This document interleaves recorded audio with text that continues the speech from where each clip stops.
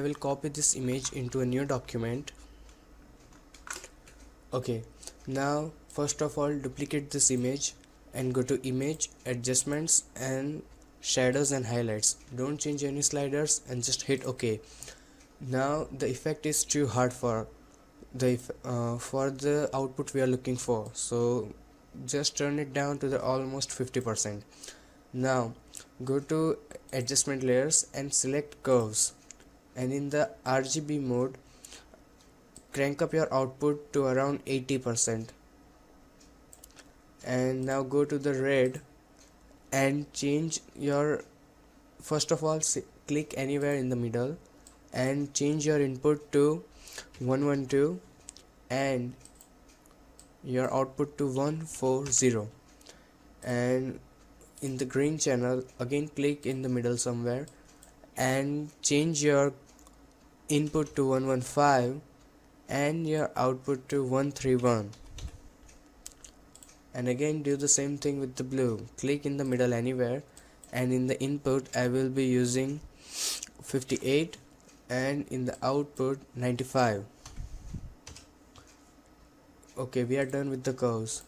Now because of curves we have lost all the contrast in our image, so to bring that back I will use selective colors. And for the selective colors, first of all go to the neutrals, and in the neutral we need blacks, so I will add some of the blacks, maybe around 40-45. And let's go to the black menu and again insert some blacks, and for this I will be using around 12 or 10. I mean, don't go with the numbers. Yeah, this is the topic I wanted to share with you. Never follow the numbers I use in my tutorial, because every image has a different lighting and colors. These numbers will only work with this image, so if your image is different, try to tweaking between the numbers or the different type of colors. Maybe add some yellow or blue, I don't know, but every image is different, so don't stick with these numbers. Tweak a bit and you will find even better results.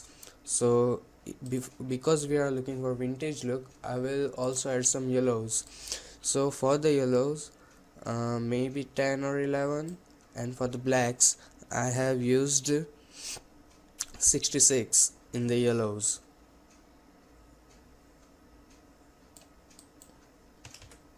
Okay, now we are done with the curves, sorry, selective colors.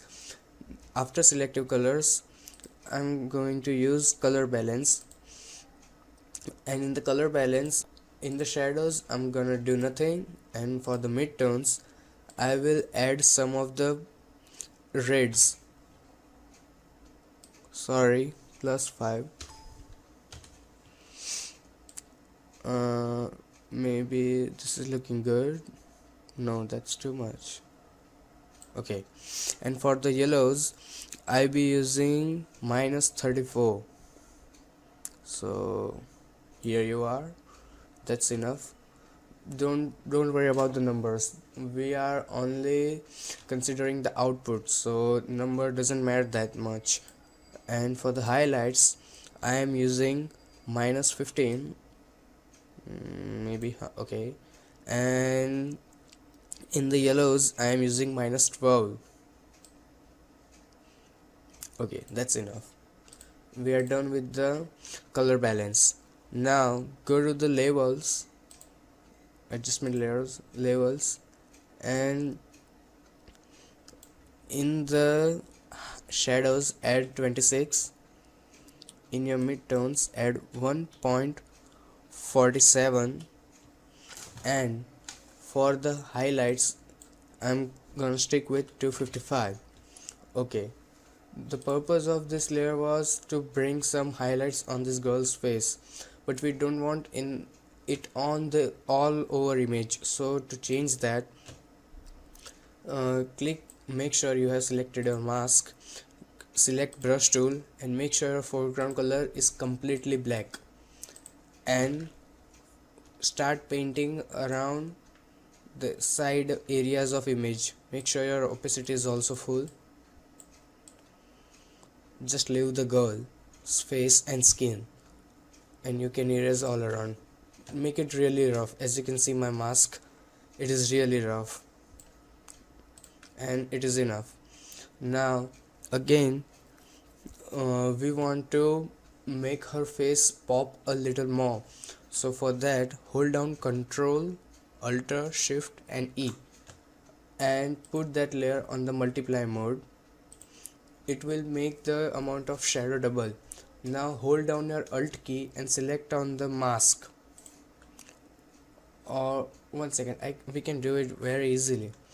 Press Ctrl Z, just select a normal mask and make sure your brush color is black, and just make it a really big brush and click once or twice, and as you can see the face of girl is now looking very good. It is coming out from the image, so it is looking really good. Now we want to create those particles as we can see in this image. So to create that particles, just create a new layer and make sure your foreground color is black again, and to make that black just hit D. Okay, so we have our black color on, so press Alt Delete to fill that color, or you can use this bucket tool here. Okay, now we want to add some noise, so go to filter, noise, add noise. Maybe 100% should be enough. Make sure you have selected Gaussian and monochromatic and hit OK. Okay, now go to filter menu again and go to filter gallery and make sure you have selected dry brush filter. You can find it in artistic department. So make changes in brush size if you want. Okay, this is looking pretty good. Brush detail and texture I don't think matters even in this image. Okay, so just hit OK, and it has started looking like particles, but it is not looking that good. So we will go again to the filter, pixelate, and we will go to crystallize, zoom out a bit, and as you can see it has started to create some crystals which are looking really good. Okay, for the cell size maybe 35 should be, 40 should be enough, and just hit OK, and it is looking pretty good. Now make sure your layer is selected and turn your blending mode to the screen, and as you can see we have all those particles, really beautiful. Okay, now these particles are looking very still, so to change that again go to filter, blur and motion blur, and in the motion blur if you want direction of your wind from this, as we can see her hair are flying on this way, though those are not too much problem for us, so you can use any angle you want, but make sure it is not complete 90, otherwise it will look really bad. So maybe minus 55 or plus 55, you can use whatever. I will stick with 55, that should be enough, and the distance is kinda too much, so I will use maybe 10. Okay, that's looking pretty good. If you want to add some more particles, just duplicate your layer and select your move tool, it is here, and change your particles again. You can also rotate them by pressing Ctrl T and just rotate them wherever you want, or maybe they are looking really good here.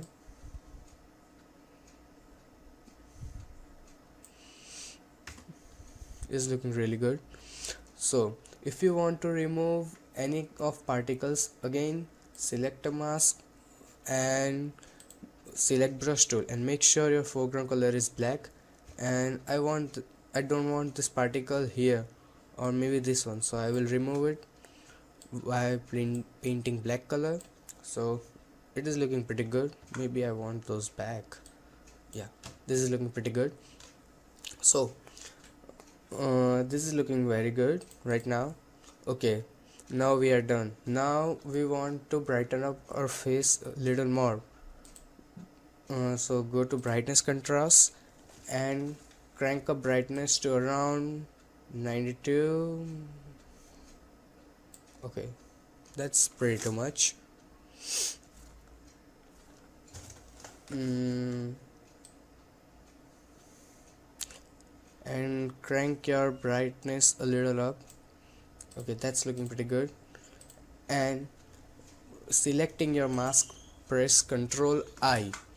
It is doing the same thing. By pressing Ctrl I, we inverted the mask, so we cannot see anything. It is all hidden. Now select a brush tool and make sure you have selected white color. Now we want glow only on our face, so click once on her face. So as you can see, it is looking pretty good. If you want to remove a little bit of effect, so you can turn down the opacity a bit. Okay, it has started looking really nice. Okay, now again go back to layers palette and create a new layer. Now after creating a new layer, go to gradient. You can find it here. Just hold down the icon and you will find gradient tool. Now make sure you have selected foreground to transparent gradient and hit OK.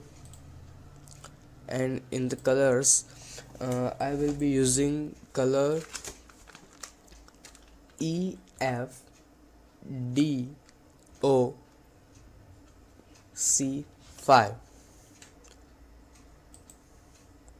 and just select your gradient and make sure you have first one selected and just a little bit. Now select a move tool and holding down shift key, take it a little upside. Okay, that is looking pretty good. Now create a hue saturation layer and select clipping mask, so it will affect only this blue color. And maybe I will change it to yeah, that's pretty good. And turn down a bit of saturation so it will match with the foreground as well. Now because the gradient is too harsh, I want to make it a little smooth, so press Ctrl T and take it a little down, and again select make sure move tool is selected and drag it a little up. Okay, we are almost done with this. Now the black in the foreground is little disturbing, so I want that removed. So I will again go to the curves and in the output I will crank it up maybe around 40 to 30, I don't know. And again selecting my mask, I will press Ctrl I and select brush tool and again paint with the white in the black area, so it will not hurt my or anyone's eyes that much. That was really disturbing. Now create a new layer, go to vibrance and crank it up full, make it 100%. Now go back to layers palette and turn your layer blending mode to colors, so it will affect only the colors of the image. Now the vibrant amount of color is too much, so I will turn down opacity maybe around 50 to 60% is looking really good. Now this black color is really disturbing me again, so again create a new brightness and contrast layer and crank up your brightness even some more. Again go back to layer, select your mask and press Ctrl I and just paint with white again, so it is not disturbing that much again. So we are almost done. If you have problem with any colors or if you don't like it, it's just simple. Just go double click on that icon and you can change whatever you want. It is that easy. And remember always, it is color correction tutorial, so never follow any the numbers I have used or any the procedure I am doing. It was tutorial to show what to do in what kind of condition. Just like we wanted to remove this black part, so we used brightness and contrast. We wanted some more deep colors, so we used vibrance. Or we wanted to make her face brighter, so we again used some brightness and contrast. So this is how color correction works. I mean, every image is different lighting and colors, again I'm telling you. So please never ever follow the procedure I'm doing. Even as you can see, the last output I had and the output I have right now is quite different, because I couldn't remember all the numbers. But if you want, I can see, let's see what the numbers I have used. Okay, everything is perfect, maybe in the selective colors or whatever, but this output is different. But the thing is, both are looking very beautiful. So it was my first tutorial, so I was really nervous, but I hope you guys learned something from it. So goodbye, enjoy, and if you liked it, it will be great. I will not tell you to subscribe or like my video, it will be okay. But yeah, if you learn something, please teach someone else, like I'm trying to do. So goodbye, and the next tutorial will be out next week, and it will be also again color correction tutorial, or maybe 3D, I don't know. I think I should do a 3D tutorial. So if you liked it, it's great. So goodbye.